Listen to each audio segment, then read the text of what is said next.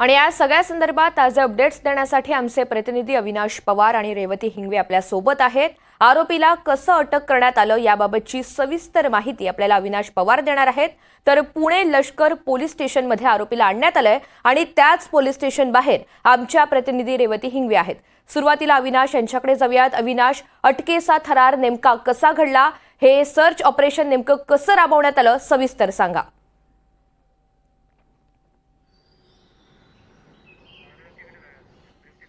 काही तांत्रिक अडचण निर्माण झालेली आहे। रेवती हिंगवे आपल्या सोबत आहेत, आपण रेवतीकडे जाऊयात। रेवती, आता आरोपीला अटक करण्यात आलेली आहे, आज त्याला कोर्टामध्ये हजर सुद्धा केलं जाईल। नेमके आज काय काय घडामोडी घडणार आहेत? नक्कीच ऋतुजा, खरं तर मंगळवारी सकाळी 5:30च्या सुमारास जेव्हा ही स्वारगेट बस स्थानकावरती ही अत्यंत दुर्दैवी घटना घडली, त्यानंतर राज्यभरातनं पडसाद पडलेले आपल्याला पाहायला मिळाले। त्यासोबतच अनेक जणांनी हा देखील प्रश्नचिन्ह उपस्थित केला की पुणे पोलीस प्रशासन कुठेतरी कमी पडतंय का। पण आज जवळपास 75 तासांनंतर त्या सराईत गुन्हेगाराला म्हणजेच दत्तात्रय गाडेला पुणे पोलिसांनी शिरूर गावातील गुणाट गावातून काल रात्री जवळपास 1:30 ते 2च्या सुमारास त्याला अटक केलेली आहे आणि पुण्यातील लष्कर पोलीस स्टेशनमध्ये त्याला आणण्यात आलेलं आहे। खरं तर जवळपास 3 ते 3:30च्या सुमारास लष्कर पोलीस स्टेशनमध्ये पोलीस दाखल झाले त्या आरोपीला घेऊन आणि आता थोड्याच वेळात ससून रुग्णालयात त्याचे सगळ्यात पहिले वैद्यकीय तपासणी होईल आणि त्यानंतर कोर्टामध्ये त्याला हजर करण्यात येईल। तर आता खरं तर सगळ्यांचं लक्ष याकडे आहे ऋतुजा की कोर्ट नक्की यावरती काय सुनावणी देते। अनेक जणांनी खरं तर मागणी अशी केली आहे की या आरोपीला फाशी व्हावी आणि त्यासोबतच त्याच्यावरती कडक कारवाई देखील करण्यात यावी। तर आता सगळ्यांचं लक्ष याकडे की कोर्ट नक्की काय निर्णय देते आणि पोलीस कोठडी देखील किती दिवसांचं देते। ऋतुजा, रेवती, आणखी एक महत्त्वाचा मुद्दा, हा ताबा आता स्वारगेट पोलिसांच्याकडे देण्यात आलेला आहे। सध्या नेमकी तिथे काय परिस्थिती आहे, पोलिसांची या सगळ्या संदर्भात सविस्तर काय माहिती आहे? नक्कीच ऋतुजा, खरं तर आपल्याला माहिती आहे की एका मोठ्या घटनेतला हा आरोपी आहे। त्यामुळे जरी स्वारगेट पोलीस ठाण्यामध्ये याबद्दलची तक्रार नोंदवण्यात आलेली असेल तरी पण लष्कर पोलीस स्टेशनला या आरोपीला ठेवण्यात आलेलं आहे, कारण तिकडे कोठडी आहे आणि योग्य ती पोलीस यंत्रणा तिकडे तैनात करण्यात आलेली आहे, बंदोबस्त देखील आहे। खरं तर या आरोपीला पकडण्यासाठी ड्रोन इमेजिंग आणि जवळपास 13 पथकं पुणे पोलिसांची आणि पुणे गुन्हे शाखेचे यामध्ये कामाला लागलेले होते। त्यासोबतच श्वान पथक देखील यामध्ये तैनात करण्यात आलेला होता आणि या सगळ्याच्या मदतीने 1:30 वाजता रात्री हा आरोपी पकडण्यात आलेला आहे आणि 3:30च्या सुमारास लष्कर पोलीस ठाण्यात त्याला आणून इथे कोठडीमध्ये ठेवण्यात आलेलं आहे। जसं मी मगाशी म्हणलं, त्यानंतर ससून रुग्णालयात वैद्यकीय तपासणी होईल आणि त्यानंतर त्याला कोर्टामध्ये हजर करण्यात येईल। ऋतुजा, साधारण किती वाजता त्याला कोर्टामध्ये हजर केलं जाणार आहे याची काही माहिती मिळतेय? ऋतुजा, तसं बघायला गेलं तर ससून रुग्णालयामध्ये वैद्यकीय चाचणी जी आहे त्याला जवळपास 2 ते 3 तास लागतात आणि त्यानंतर कोर्टामध्ये त्याला हजर करण्यात येईल। म्हणजे आज दुपारच्या सुमारास खरं तर कोर्टामध्ये त्या आरोपीला हजर करण्यात येण्याची शक्यता आहे। निश्चित रेवती, तुम्ही सोबत राहा। तर आपण पाहतोय स्वारगेट बस डेपोमध्ये अत्याचार करून फरार झालेल्या दत्ता गाडे याला पकडण्यात यश आलंय आणि आरोपी गाडे हा त्याच्याच गुणाट या गावामध्ये लपून बसलेला होता। त्याला पकडण्यासाठी कालपासून 150 पोलिसांची फौज शोध घेत होती। तर अटकेचा थरार नेमका कसा घडला? गुणाट गावामध्ये पोलिसांची ड्रोन आणि श्वान पथकांद्वारे शोध मोहीम सुरू होती। रात्री 1:30च्या सुमारास पोलिसांचं सर्च ऑपरेशन सुरू होतं। आरोपी रात्री 12च्या सुमारास नातेवाईकांकडे पाणी पिण्यासाठी आल्याची माहिती गावकऱ्यांनी पोलिसांना दिली। पोलिसांना त्याचा सुगावा लागला नाही। 100 ते 150 पोलिसांची फौज बोलवून आजूबाजूच्या उसाच्या शेतामध्ये शोध घेतला गेला। रात्री उशिरा 1:30 वाजता गुणाट या गावातील प्राध्यापक गणेश गवाणे आणि ग्रामस्थांनी दत्ता गाडेला एका मैदानातून जाताना पाहिलं।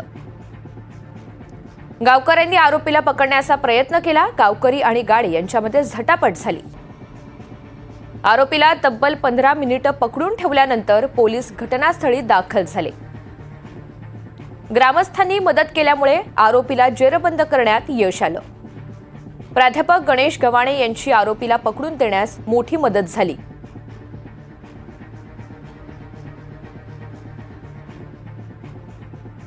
तर एकंदरीतच अनेक अडथळ्यांचा सामना पोलिसांना या सर्च ऑपरेशनच्या दरम्यान करावा लागला. अखेर रात्रीच्या सुमारास गुणाट या गावामधून आरोपी दत्तात्रय गाडे याला पोलिसांनी अटक केलेली आहे.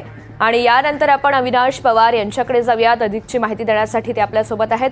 अविनाश, आरोपीला पकडून देण्यात आलं आणि त्यामध्ये गावकऱ्यांची मोठी मदत झालेली होती. एकंदरीतच हा अटकेचा थरार नेमका कसा होता? सर्च ऑपरेशन हे कसं राबवलं गेलं? निश्चितच आपण ज्या पद्धतीने पाहतोय की बराच तास म्हणजे संपूर्ण 24 तास उलटून देखील पोलिसांना यश मिळालेलं नव्हतं. श्वान पथक असेल, ड्रोन कॅमेरे असेल, या सगळ्यांच्या माध्यमातून या सगळ्या पोलिसांच्या शोध मोहिमेला कोणत्याही प्रकारचं यश येत नव्हतं आणि एकूणच ग्रामस्थ देखील या सगळ्या सर्च ऑपरेशनमध्ये सहभागी झाले होते. काल संध्याकाळी हे सगळे ऊसाच्या शेतामध्ये 100 ते 150 पोलीस देखील आतमध्ये घुसून सगळीकडे शोध घेत होते. मात्र अंधार पडण्याची वेळ झाली तरी देखील सापडलं नाही. त्याच्यामुळे अखेर पोलिसांना तिथून ऊसाच्या शेतातून बाहेर यावं लागलं आणि आपण याविषयीची माहिती देखील दिली होती.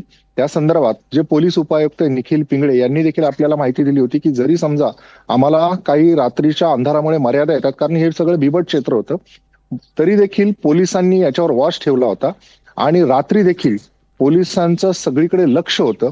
त्या दरम्यान हा जो दत्ता गाडे आहे तो एका घराच्या बाहेर जो रांजण होता त्या ठिकाणी पाणी पिण्यासाठी आला आणि हे लक्षात आल्यानंतर गावकऱ्यांनी ताबडतोब पोलिसांना याची माहिती दिली. त्यानंतर पुन्हा एकदा पोलिसांनी हे सगळे ड्रोन कॅमेरे वगैरे याद्वारे त्याच्यावर निरीक्षण केलं. सगळीकडून त्याला आवाहन करण्यात येत होतं की दत्ता गाडे तुला सगळीकडून घेरण्यात आलेला आहे. आणि त्यावेळेस हे जे प्राध्यापक गणेश गव्हाणे आहे ते त्याच गावामधलं एक मैदान आहे, त्या ठिकाणी त्यांनी दत्ता गाडेला तिथून वावरताना पाहिलं. मात्र त्याच्या हातात काही सदृश्य वस्तू असल्यामुळे ते जवळ जाण्यास काही काळ घाबरत होते. त्याच्यानंतर त्यांनी त्याला पकडलं आणि त्याच्या सोबत जे काही साथीदार होते त्यांनी देखील या दत्ता गाडे याच्यावर झडप मारली आणि त्यानंतर त्याला पकडल्यानंतर तो मोठमोठ्याने ओरडायला लागला आणि तो म्हणाला की माझ्या मुलाला मला भेटू द्या, बाकी काही नाही. हे सगळं 10-15 मिनिटं झटापट चालली होती. त्या दरम्यान त्याने जे पोलीस पाटील आहेत त्यासोबतच जे पोलीस आहेत त्यांना याची कल्पना दिली. त्यानंतर ते पोलीस 10 ते 15 मिनिटात तिथे आले आणि त्याला दत्ता गाडेला ताब्यात घेतलं.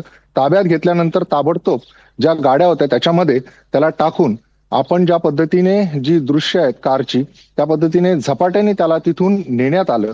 एकूणच दत्ता गाडे याला रात्री 1:30च्या नंतर पकडण्यात यश आलं. मात्र महत्वाची भूमिका हे जे प्राध्यापक गणेश गव्हाणे आणि त्याचे काही साथीदार होते त्यांनी या सगळ्या सर्च ऑपरेशन मध्ये सहभाग घेतला. विशेषतः त्याने सांगितलं की त्याचा जो भाऊ होता त्याला देखील सस्पेक्टेड म्हणून पोलिसांनी चौकशीसाठी बोलावलं होतं आणि एकूणच संपूर्ण जे गाव आहे, ग्रामस्थ आहे, त्यांना कुठेतरी वाईट वाटत होतं की पोलीस आमच्या गावात आलेत, आमच्या गावाची कुठेतरी बदनामी होतीये. आणि पोलिसांच्या खांद्याला खांदा भिडून हे सगळे ग्रामस्थ या सगळ्या सर्च ऑपरेशन मध्ये उतरले आणि त्याचा परिणाम आपल्याला पाहायला मिळतोय की रात्री 1:30च्या नंतर हा जो आरोपी आहे दत्ता गाडे हा पोलिसांच्या ताब्यात आलेला आहे. आता अधिक चौकशीसाठी त्याला पुणे पोलिसांनी गावकऱ्यांची या सगळ्या कारवाईमध्ये मोठी मदत झाली अविनाश, आणि त्याचमुळे हे सर्च ऑपरेशन आता पूर्ण झालेलं आहे. अटकेची कारवाई पूर्ण झालेली आहे आणि आज याच अनुषंगानं पुण्यामध्ये आपल्याला महत्त्वाच्या घडामोडी पाहायला मिळतील. अविनाश आणि रेवती, धन्यवाद सविस्तर माहिती दिली त्यासाठी.